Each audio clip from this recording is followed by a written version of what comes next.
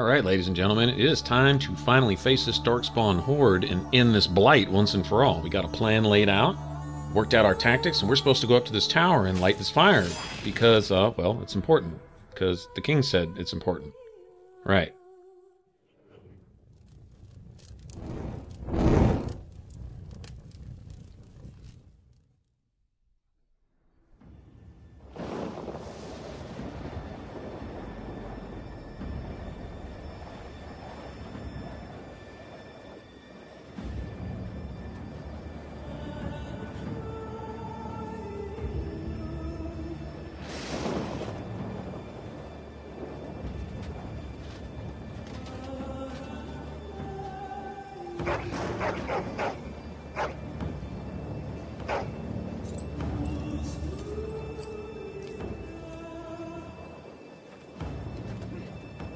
The plan will work, Your Majesty. Of course it will. The blight ends here.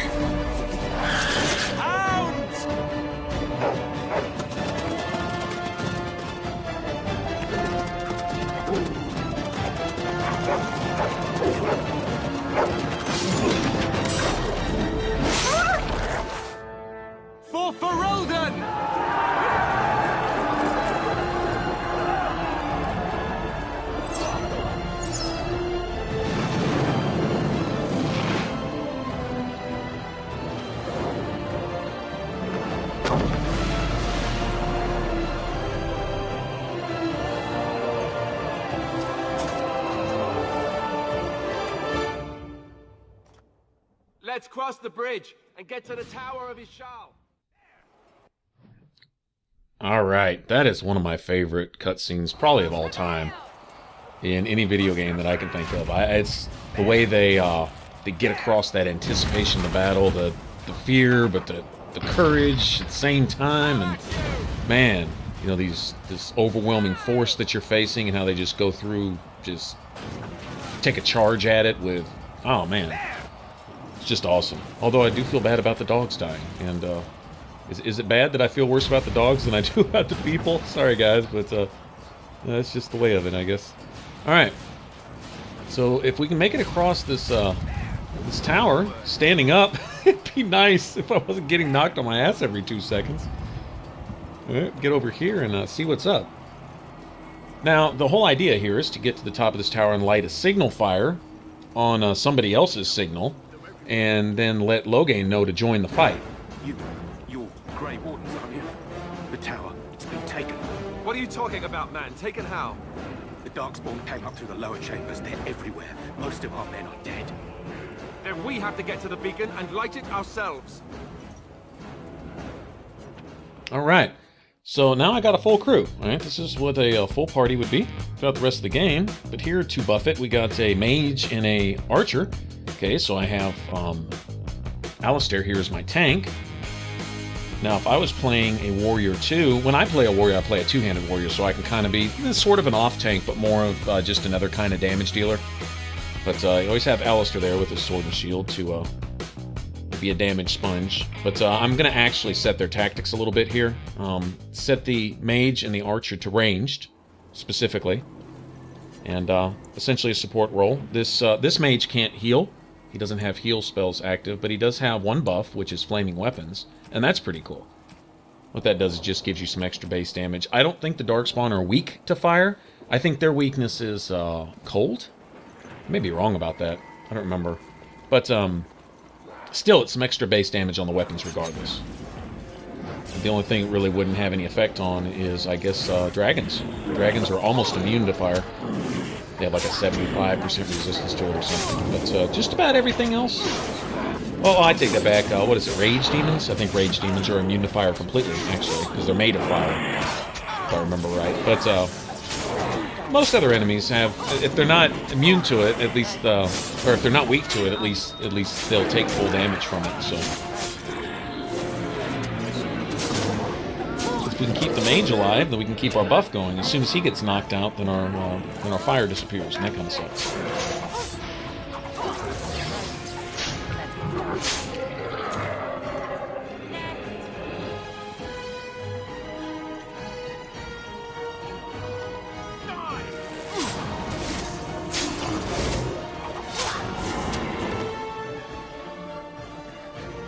Alright. That's phase 1. Made it through without any knockouts. It's a good sign. Of course, it gets harder. This is the easy part. Now, now that this tower is open to us, we're in this new little, I don't know, front yard area where there's some more loot available to us. I'm going to take a good thorough look around, because I remember there being some boxes and crates and chests and stuff. And I don't want to miss any of it.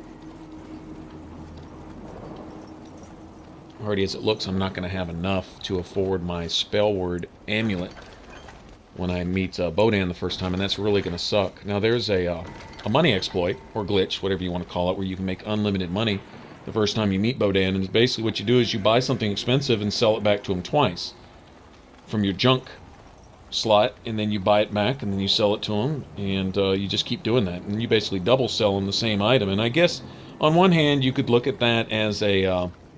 You're tricking the merchant, but on the other hand, it's, I mean, I don't know any way to justify it as being anything other than an exploit, right? But it doesn't really make any difference, because there's also another thing that's not an exploit at all, and it has to do with making potent lyrium potions and then just selling them. Okay, and all you do is you find unlimited ingredients, which the game gives to you, flasks and lyrium dust, and I forget what all is necessary for it, but the cost of making one is about like 1 gold, for example, and you can sell them for 1.5 gold or 1.4 gold or something. I don't remember, but it comes out to where you make somewhere between like 20 and 40 silver per flask, and or per potion. So you just span those. You just buy all the ingredients you can, make as many as you can, sell them all, and then wash, rinse, and repeat, and get unlimited money. And that's not an exploit at all. It works out the same, right? These aren't potent lyrium potions you're necessarily going to be using, but you could if you want. They're just something you're using as barter, and basically it just requires having somebody with what do they call it? Herbal skill. Anyway, your potion making skill. Have somebody with a really high one of those where you can make potent lyrium potions. Anyone in your party, it doesn't matter, and make as many as you want with the ingredients. And the ingredients are right next to each other. I think one guy that's in the circle tower sells some of them, and then another guy that's just outside the circle tower sells the rest, like flasks, I think, unlimited, and make as many as you want, sell as many as you want. So honestly, to me, it really doesn't too much matter. But I'm so anti-exploit, anti-glitch, and anti-cheat. I mean, I have a real problem with it. I not only don't play like that, I speak against it. I don't respect it at all. I like beating the game with the rules that the game sets for you. Taking the tools that the game gives you and beating the game with that. And doing it convincingly. That takes, some skill and some knowledge of the game. And exploits and cheats and glitches are, they're just lazy ways around that. And once you get in the habit of that, then playing for real and actually having to learn the game and show some skill, it's not necessary anymore because you're cheating. You know, just there's no way around it. It's just what it is, and I have a real hard time with that. I don't know. It defeats the whole purpose of playing the game in the first place to me. So I might as well just take my $60 and just go do something else. But I'm a gamer, and so that's how I play. That's how I like to. Not, you know, each to their own. But I don't want to use that exploit with Bodan if I don't have to. But what he'll do is he'll sell one of these spell word amulets when you first meet him, and then you leave the camp and go off to do whatever you want to do as your first mission. And then when you come back, he'll have another one. He'll restock. And that'll be the last time he restocks for the game. And that's not a glitch or anything else. It allows you to give somebody in your party that dream item and then have one for yourself if you want one. He also sells, he'll usually sell like a Grandmaster level lightning rune, which is really good to have. As many of those as you can get. And he sells an axe. I think it's called the Vishal or Vishale, or I don't know how you pronounce it.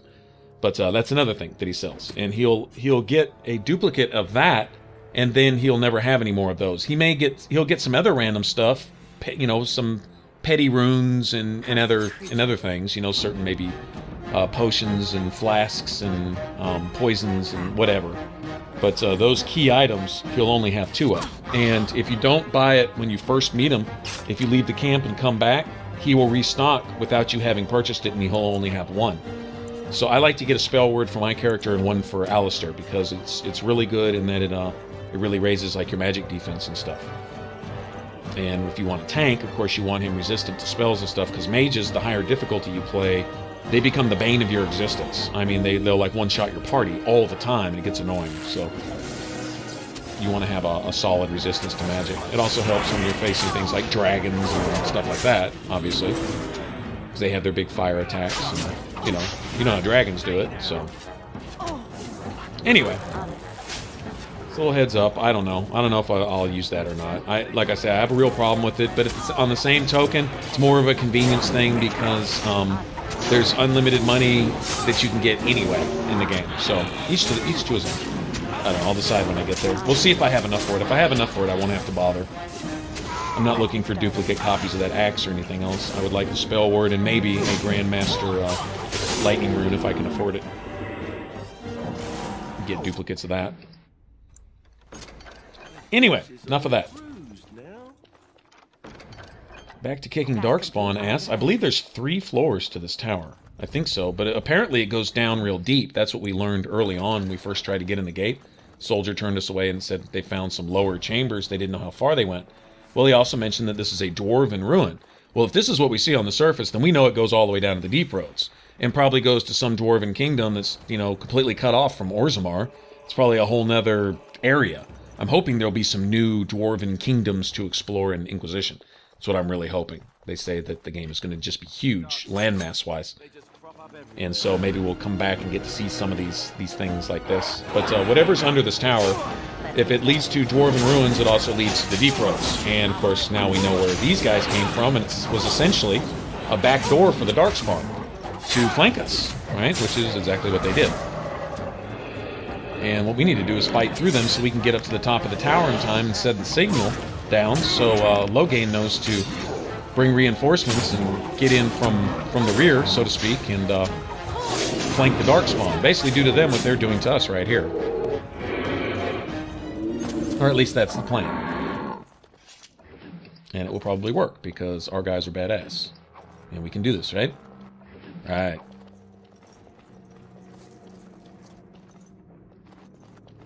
Alright, if I look really carefully, I remember there being lots of loot. Even a few chests to unlock. And to me, a chest to unlock isn't just the loot, it's the XP for unlocking it. That's how I look at it. So capitalize on all XP that I can possibly get in the game. Aside from min-maxing, I mean, I'm sure there's certain things that you can do in a certain order to get even more. I don't know all the tricks, but to get as much as I can, I try to make sure I can open every chest I run across, disarm every trap I run across. You'll see me picking the survival skill, just for that reason.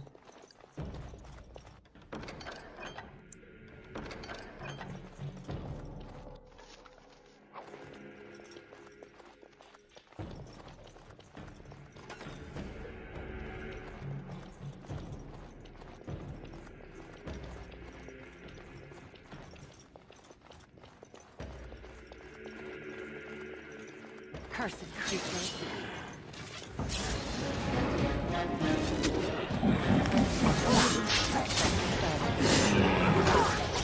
There's no sub-boss level enemy in here, it doesn't look like. Just a whole band of archers. That's cool. We can deal with them.